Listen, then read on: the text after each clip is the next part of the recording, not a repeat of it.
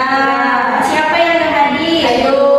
Ayo, kenapa Ayu? Izin Bu. Izin. Kita absen dulu deh ya yang ada di sini. Rida Hadir. Reka Hadir. Novita Hadir. Alhamdulillah ya, baik yang hadir dan yang tidak hadir hanya Ayu saja.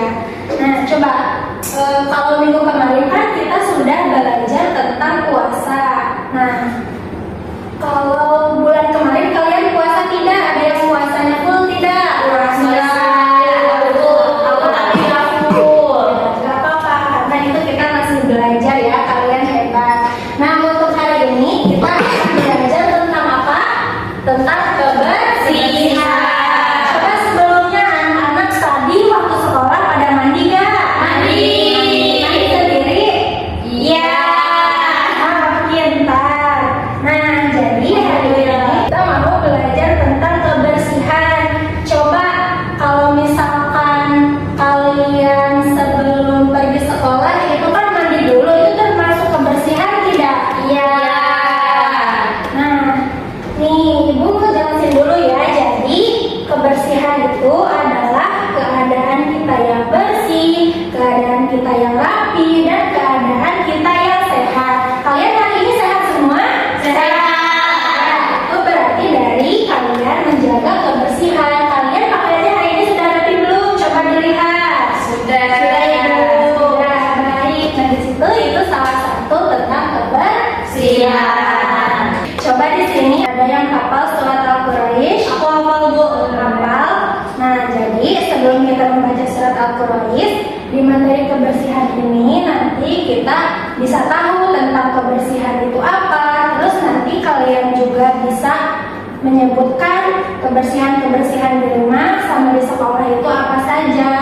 Nah, sama kalian juga tahu ada ayat Al-Quran dan ada hadis juga yang bersangkut dengan kebersihan. Coba tadi Reka hafal surat Al-Quraisy. Hafal. Boleh dibaca?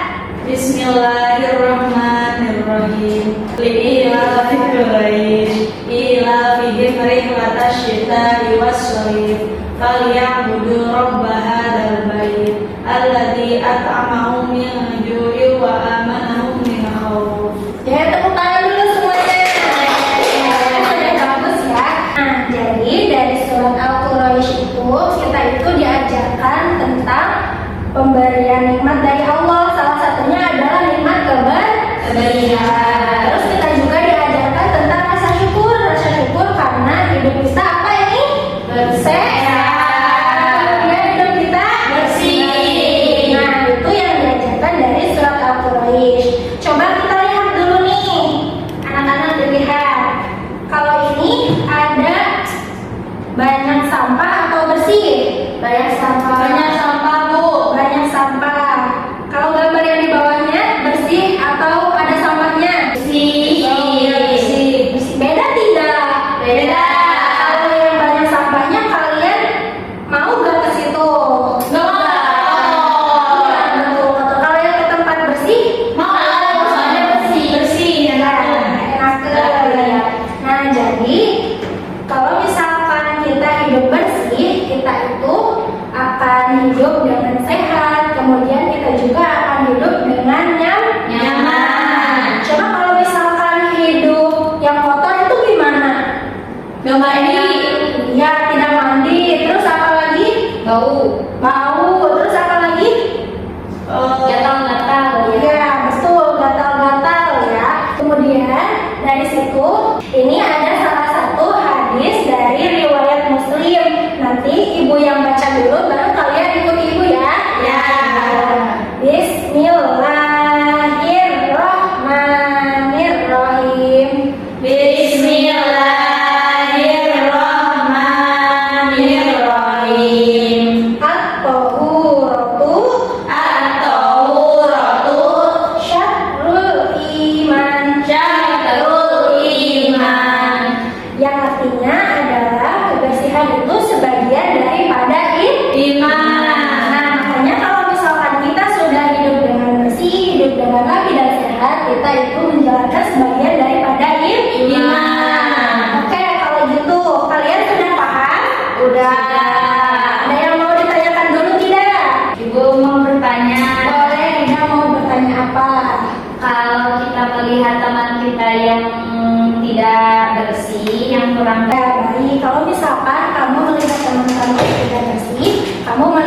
menerimanya harus dengan pelan-pelan ya. Kamu menerimanya dengan baik dengan cara kamu memberitahu atau kamu juga ngasih tahu dia kamu sebaiknya pakai ini supaya kamu tidak bau.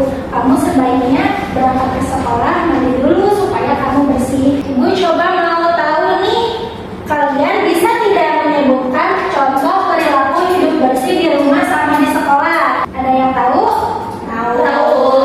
Oke, kalau gitu coba tulis di sini ya. Ya. Bu. Oke, Ibu kasih waktu 10 menit untuk menulis 3 contoh hidup di rumah dan di sekolah.